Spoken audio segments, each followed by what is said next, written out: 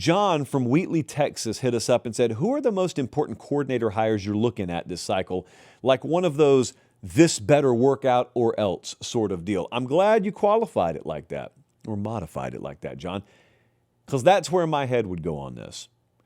I'm looking at situations where a new coordinator got brought in, and if it doesn't work out, then there could be really, really big trouble. South Carolina is one of those. Kendall Briles is coming in as the offensive coordinator at South Carolina. Now, his last 3 years at TCU, they never finished outside the top 35 offensively. And I want you to keep that number in mind because these were South Carolina's offensive numbers last year. 104th in points per game, 109th in total yards per game, 67th in pass yards per game. That's with Lenoris Sellers as your quarterback.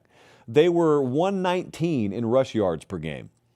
They were 97th in explosive plays. They were 131st in sacks allowed per game. It's got to get better, or it'll be up to someone else to get better over there. Like, I don't think you can afford another 4-win season or 5-win season even. Like, they got to turn this thing around and be on the plus side of 500 at the very least. All of Lenoris's numbers regressed last year. That's got to be turned upside down, and it's got to happen quick.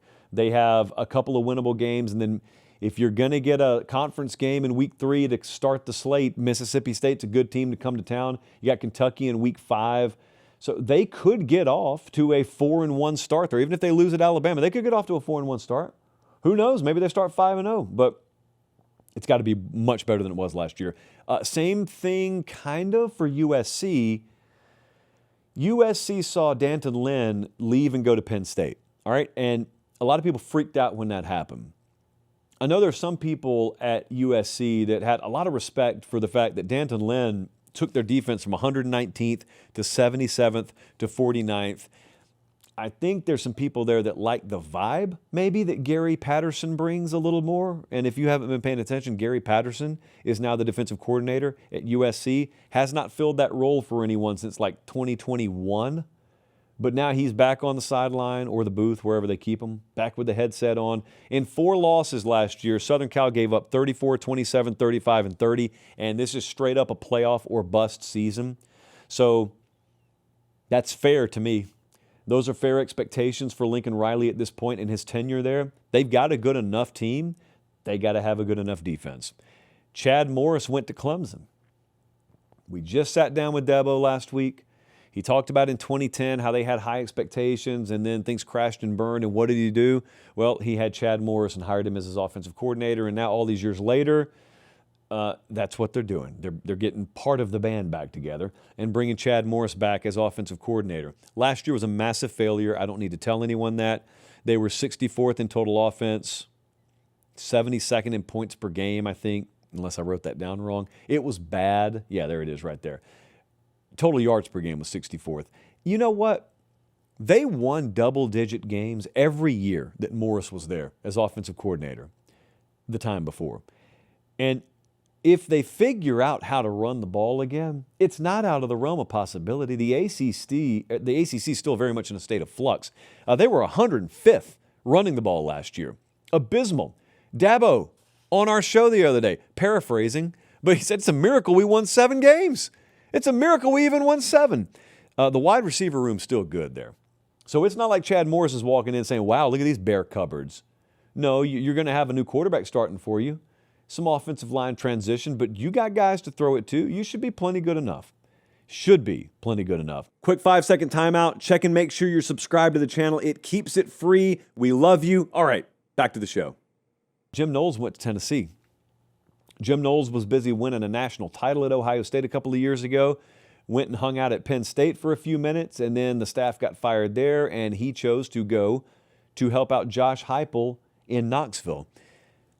They had a top 10 defense at Tennessee 2 years ago. They fell off into the 90s last year. They allowed 30-plus in 3 of their 5 losses. It hurt to watch, and so there had to be transition there. This is going to be probably an offensive style this year with a new starter at quarterback and a good run game where they are run heavy. Not that they aren't run heavy normally. They run the ball. That's what they do at Tennessee. but probably a little bit more dependent on defense this year, dependent on a complementary ground game, good defense. That just means defense has to be there year one, and that hasn't always been a staple of Jim Knowles. Normally, the book is it takes some years, at least one, for Jim Knowles' defense to fully take root. Now, the way they were going to shortcut that was we'll bring some of his players with him, pending they don't get homesick.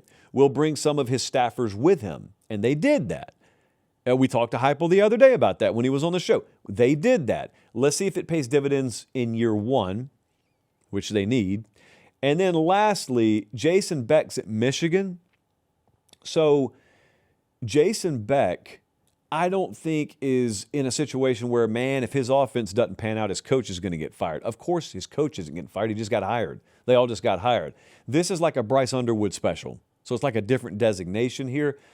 But you don't invest the way they have in Bryce Underwood and take multiple years for him to get up to speed. That's the old way of doing things. That's not the new way of doing things.